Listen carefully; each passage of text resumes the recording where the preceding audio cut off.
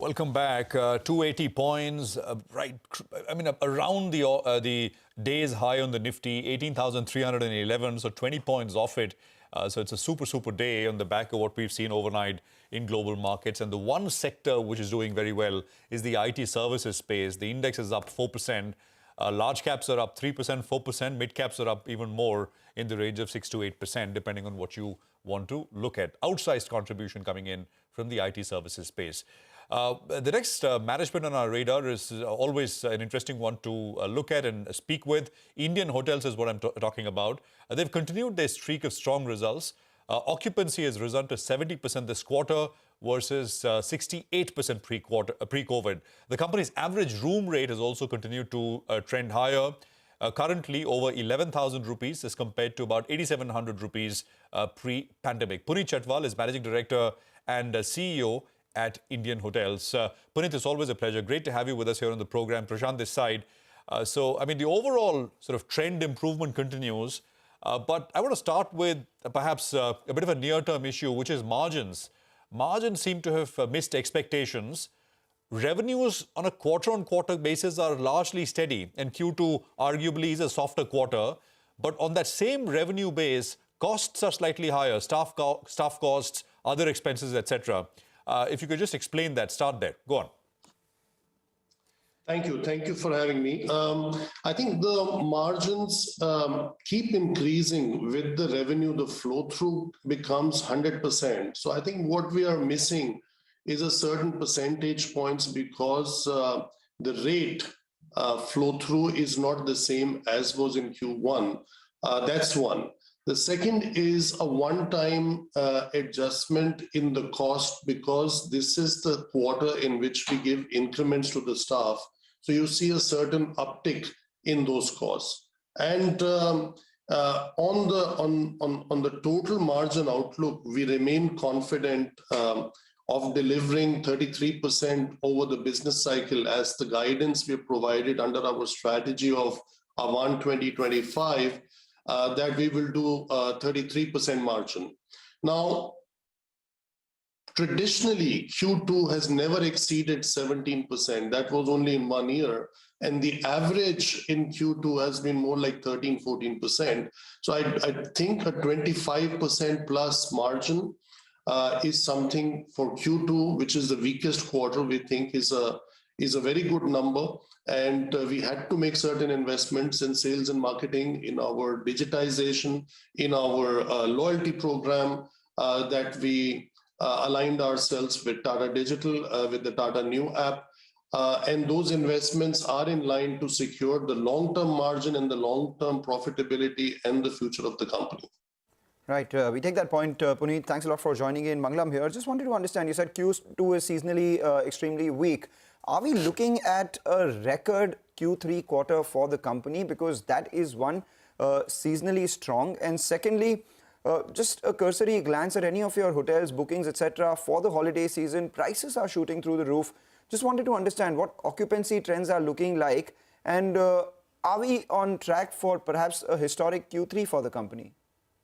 Actually, it's interesting, Mangalam, you say that because Q1 is a historic Q1 this year. Q2 is also historic. And what the first 6 weeks of this quarter suggest, there is nothing which stands in the way of Q3 also being historically the strongest quarter that we have seen in the last 10 years. So with the business on the books, with the way business is picking up, and the trends, especially for the month of December, Christmas, New Year, we do think that the sector will finish on a very good note. And being the largest hospitality ecosystem, we are very well positioned to get the benefit of that. Puneet, H1 revenues, the first half revenues are about 2,500 crores.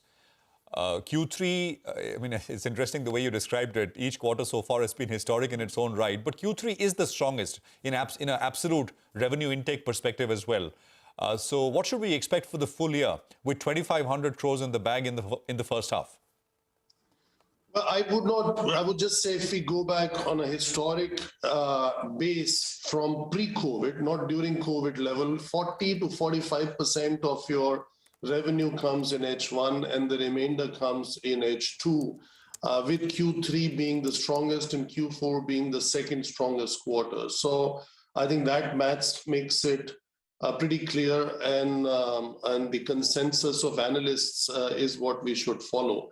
But yes, Q3 and Q4 were and will remain, also with the, the incremental demand which we'll get through the return of the international travel, people coming into India, as well as the G20 kicking in with government delegations.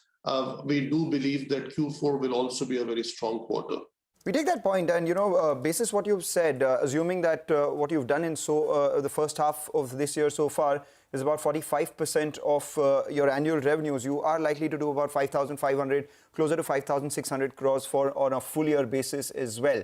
But I just wanted to understand, there has been a bit of a topping in terms of the way the stock price has reacted for Indian hotels. Of course, that is not to do with the way you manage your business, but does the market know a little more, in the sense that are we expecting this growth that we've seen in the hospitality sector to at some point now peak out, and maybe the early bird has been taken away, or the early cream has been taken away, so to say? Or is there a longer runway? I personally believe the best is yet to come. I think we're still at a very low end in terms of average rates in luxury properties. Yes, they have gone up because it's not a fair comparison to the COVID times rates. Most of our luxury sector is still at around, $150 to $175 average. A similar style of hotels, firstly, don't exist, but in other markets west of India, you're charging anything north of double that amount. So we may not be able to charge double, but at least definitely 20, 25, 30% higher rates should be possible at the top end of the market. 20, 25% higher rates from here for... From here should be possible. I mean, it should be possible because $150, if you take that as a base, right, then it's getting to $200 is not very high for a Taj Mahal Palace, kind of properties that we have on an average. Right. So some hotels still do around $200, right, but some others do only 120. So the 200 could go to 250, 120 could go to 150, 150 could go to 200. That would be a normal increase, which I think the sector has been waiting for the last 10 years. Right. Okay, that's interesting. Actually, that was my next question, because when we look at the average room rate, but the contribution of the topmost, most premium properties would be outsized, right? In terms of the revenues that you take in. And you're saying that some of the other properties may also start to see tariffs moving higher. But is there any signs at all of those price points hurting, or you think that's not going to be an issue at all? I think the ability to charge comes from a competitive advantage that you have in your brands, in your locations, and in your product. And I think the way our brands are positioned, we have always had the ability to charge. As an example, our revenue growth index compared to the market is at 1.5 pan-India basis, and in some markets is more than 2.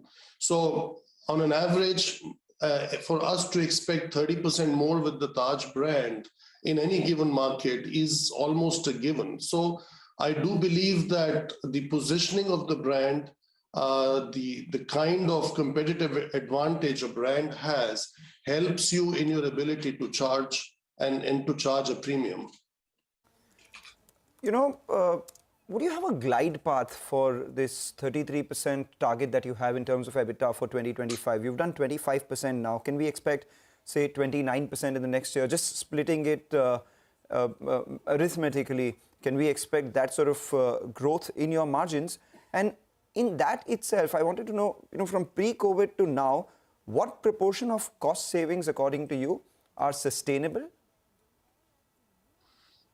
Well, Bangla, we can't look at a quarter, and as I said, Q4 being the weakest. In Q1 we did 31%, in Q2 is 25. So for the first half, you're already at 20, 29. Q3 will be very strong. So I think Q3, Q4, if you look at it, will get closer to more like a Q1 number that we have had. Mathematically, that is what should happen, given whatever business we have on the books. So that Q2 is not the base for the full year. Q2 is the weakest base for the full year. And as far as cost savings from pre-pandemic is concerned to going forward, and also ancillary revenue streams that you've got, which obviously would have much higher flow-throughs. So there are three things here. Firstly, our corporate overhead should go down from more than 8% to almost 6% as a percentage of the top line. Number two, fixed costs have gone down from 46% to 38%. I think that's a trend that is going to continue. And finally, our new businesses that we have added in terms of homestays with the Ama brand, Human as a QSR and home delivery, and Ginger we also include in the new businesses because the name is old, but the brand is totally repositioned, is already done 39% EBITDA margin for the first half. But there is still a long way to go because the positioning of the newly positioned or newly reimagined Ginger brand for the Lean Lux properties is north of 50% margin. And as we spoke last time, all the new businesses that we are doing, we're looking at an EBITDA margin of more than 35%. Otherwise, we don't enter into those businesses. So the traditional is the one that drives the absolute numbers, the top line, right. And the amount of EBITDA, and the new businesses drive the percentage of the margins that you're seeing. And as a big change, we are historically coming from less than, as I said, 17% margin, which was the best we did was 1920. All right. Q1 was historic, Q2 is historic, and Q3 so far is turning out to be historic as well. And given what you've said, I mean, you should be on track to do about 5,500 crores in total revenues for the full year. So that's Indian Hotels for you. Very, very confident. And, tariffs can be moved high by about another 20-25%. So confident commentary. Confident commentary, but it's interesting. Tariffs, if they're higher by 25 to 30%, everyone in the consumer space is speaking about inflation actually pinching consumers. So let's see if at some point it will start to hurt, because you're now thinking twice before booking that holiday, flight expenses, sometimes thrice, sometimes thrice as well. But just a word on the way the stock is reacting in today's trading sessions, down almost 5% despite a good set of numbers.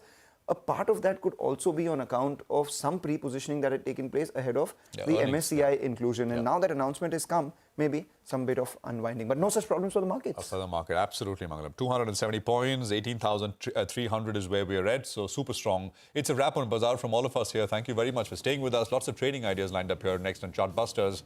Up in just a bit.